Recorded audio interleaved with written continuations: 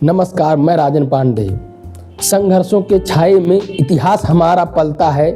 जिस ओर जवानी चलती है उस ओर जमाना चलता है। जिस तरीके से बिहार के नौजवानों पर, बीपीएससी के छात्रों पर पुलिस ने लाठीचार्ज की है, बर्बरता के साथ उनको घसीटा गया है, ये किसी भी सभ्य समाज में शोभा नहीं देता।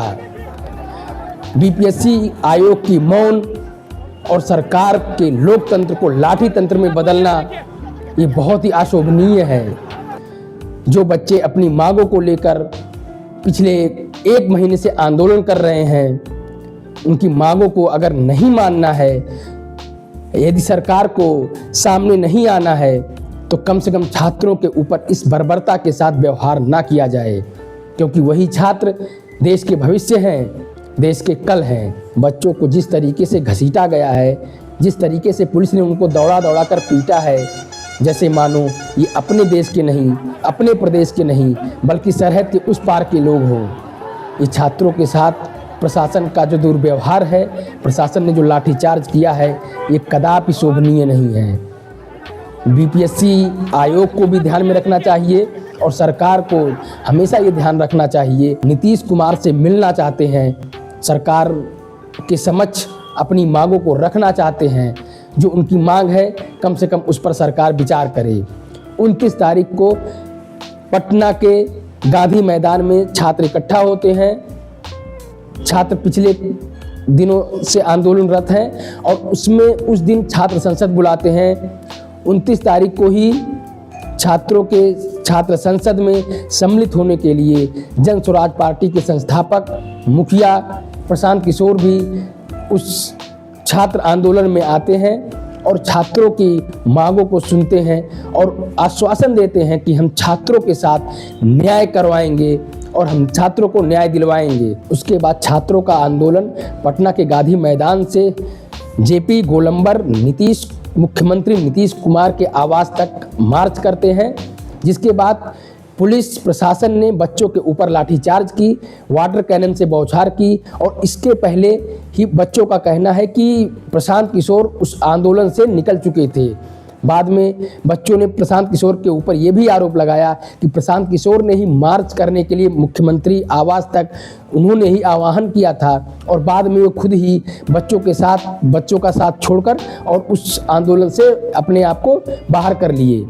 उसके बाद बच्चों को घसीटा गया, बच्चों को पीटा गया और बच्चों के साथ बर्बरता के साथ पुलिस प्रशासन ने व्यवहार किया। अब आप लोगों को हम इस घटनाक्रम के बारे में कब क्या क्या हुआ, इसके बारे में संक्षिप्त विवरण देंगे, क्योंकि पहला आंदोलन छात्रों का 6 दिसंबर को शुरू होता है।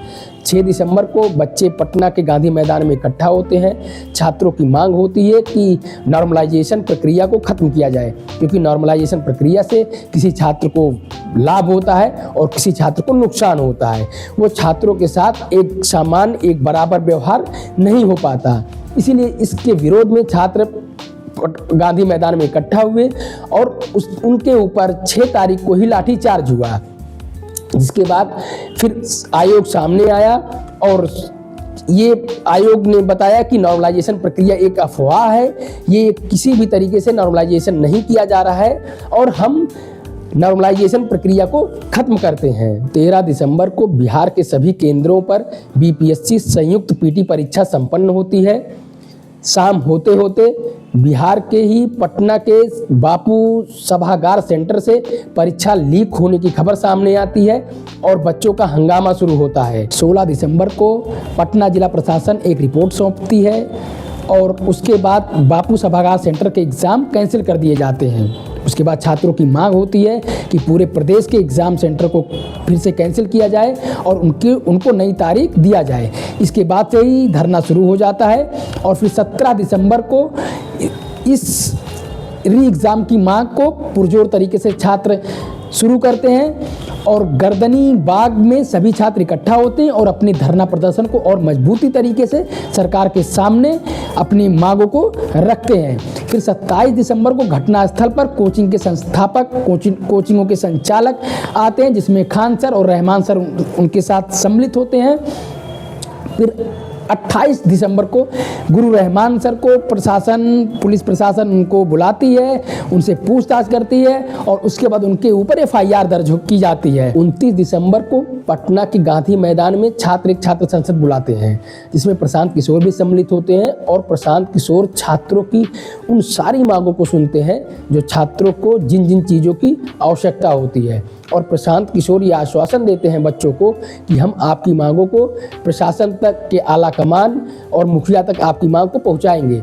जिसके बाद JP गोलंबर तक छात्र मार्च करते हैं और उसी बीच पटना के गांधी मैदान में पुलिस का एक हुजूम पुलिस बल के साथ इकट्ठा होती है। उसके बाद गांधी मैदान से छात्र CM आवास कूच करते हैं।